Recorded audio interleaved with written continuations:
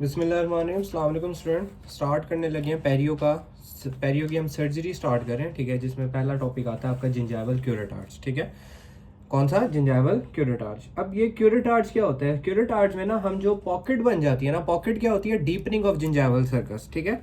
जैसे कि ये मेरे पास टूथ है ना, अगर, ठीक है, ये टूथ आ गया, ये यहाँ पे आ गया जिंजाइवा, ठीक है। और यहाँ पे ये इस तरह ऐसे कवर होता है ना, पीडियल फाइबर्स आ गए इसके, ठीक है। तो यहाँ पे करके ना, एक जब हम स्केलिंग में करके यहाँ पे हम स्केलर को घुसा रहे होते थे, तो इसका मतलब होता था यहाँ पे इसकी डीपनिंग हो रही है, ठीक है। तो जब ये डीपनिंग हो जाए ना 3 mm से ज़्यादा, तो इसका मतलब होता है कि यहाँ पे पॉकेट बन गई है। तो क्यूरेट आर्च में हम क्या करते हैं कि जब पॉकेट बन जाती है ना, तो वहां पे पेरियोडोंटल पॉकेट की जो जिंजाइवल वॉल होती है ना, उसको स्क्रैप कर देना और डिजीज सॉफ्ट टिश्यू को रिमूव करना, इसको हम कहते हैं क्यूरेट आर्च। क्यूरेट आर्च की क्या डेफिनेशन आ गई कि स्क्रैप कर देना ऑफ किसको? जिंजाइवल वॉल को, ठीक है।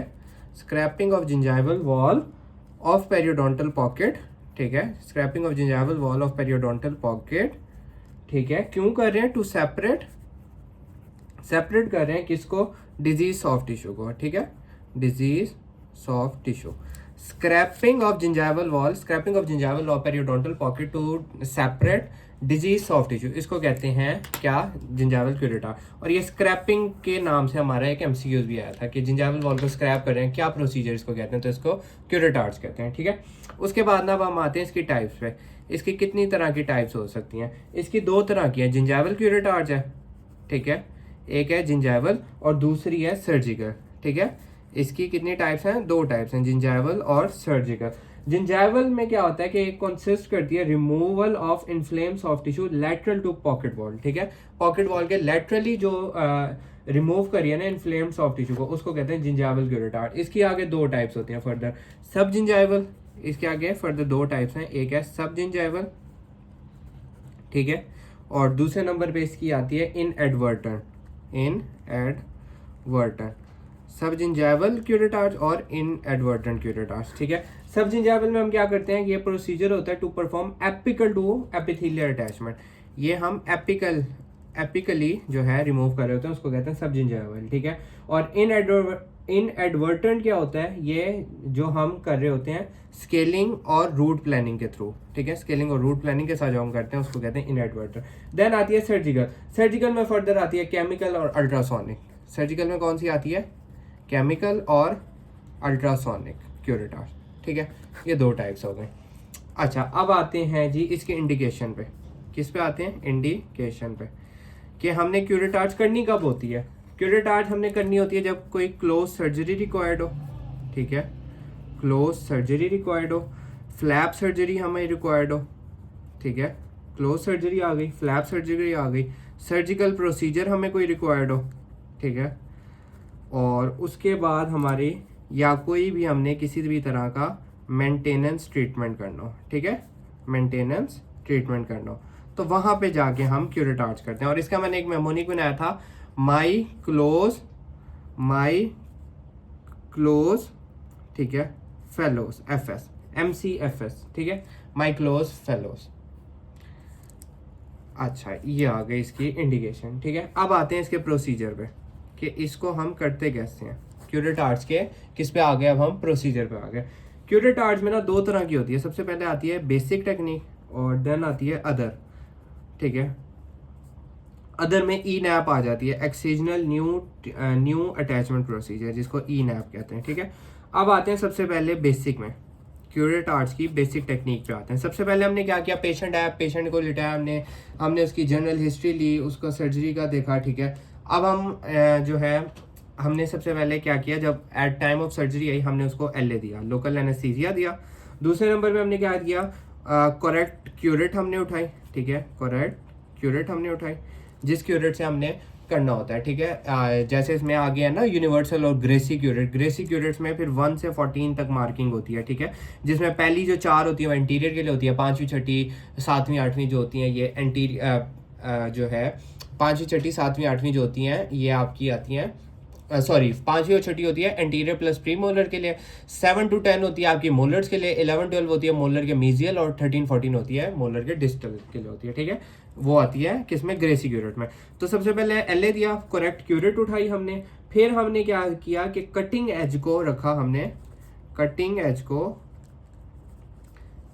हम रखते हैं अगेंस्ट टिश्यू, ठीक है।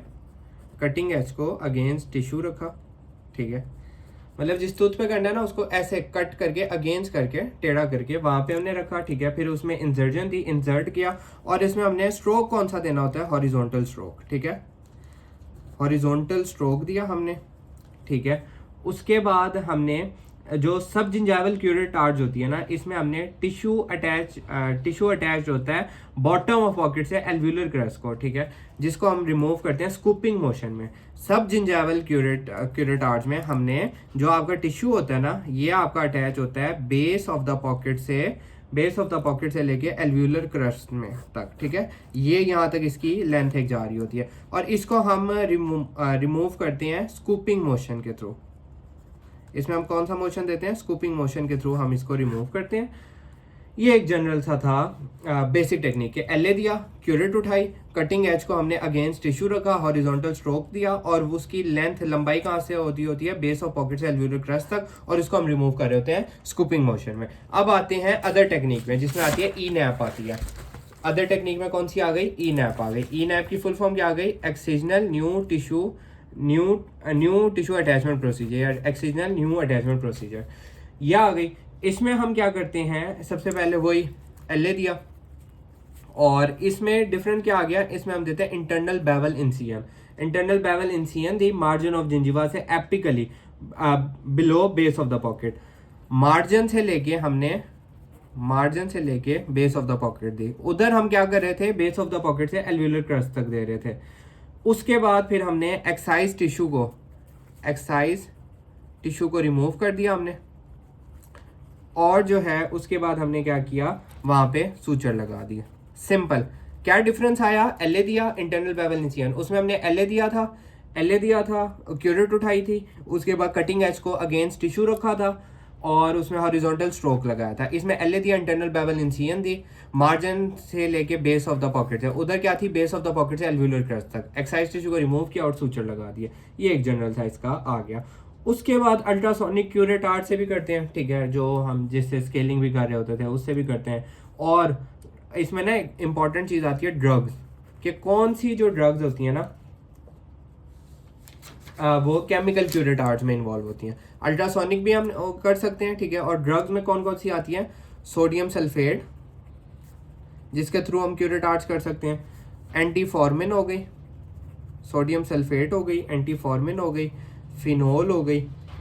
तो ये एक जनरल सी ड्रग्स आ गई जिसके थ्रू हम जो है केमिकल क्यूरेट आर्ट्स करते हैं। देन आती है लेजर क्यूरेट आर्ट्स होती है, जिसमें हम लेजर के थ्रू, इसमें कौन सी लेजर होती है, डायोड लेजर, इसके थ्रू भी हम कर सकते हैं।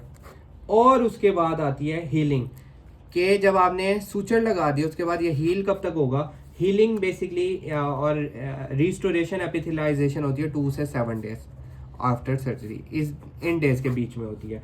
और उसके बाद क्लिनिकल अपीयरेंस कैसी होगी, जैसे हमने क्यूरेट आर्ट्स किया, अब उस पेशेंट की क्लिनिकल अपीयरेंस क्या है। इमीडिएटली जैसे ही आपने उसकी क्यूरेट आर्ट्स की है, और उसमें क्या होगा, जिंजाइवा जो होगा ना अपेयर होगा हेमरेज और ब्राइट रेड।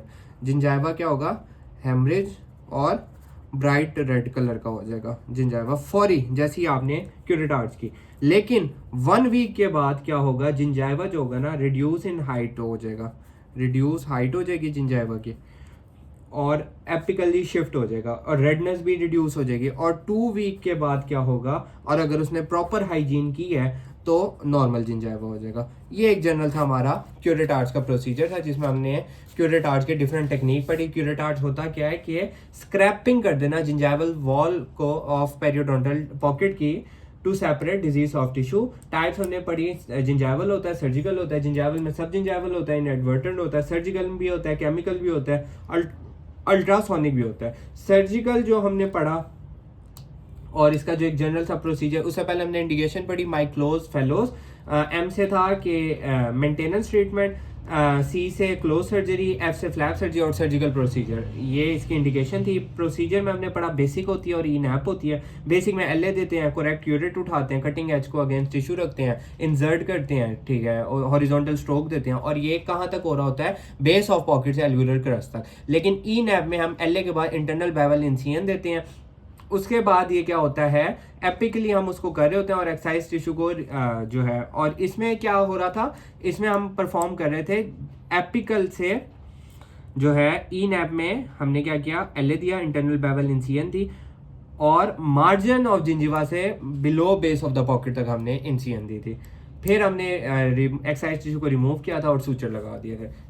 और उसके बाद अल्ट्रासोनिक क्यूरेट आर्ट से भी कर सकते हैं। केमिकल में ड्रग्स आ जाती हैं जिसमें सोडियम सल्फेट, एंटीफॉर्मिन, फिनोल आती है। लेज़र में डायोड लेज़र आ जाती है। Thank you so much.